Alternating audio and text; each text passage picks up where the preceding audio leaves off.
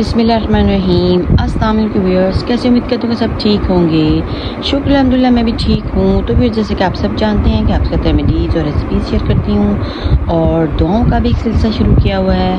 तो व्यूअर्स, आज की वीडियो की जो सिलेक्शन है वो है लोगों में बाइज़्ज़त होने के लिए हम कौन सी कुरान शरीफ की आयत पढ़ें कि लोगों में बाइज़्ज़त हो जाएं।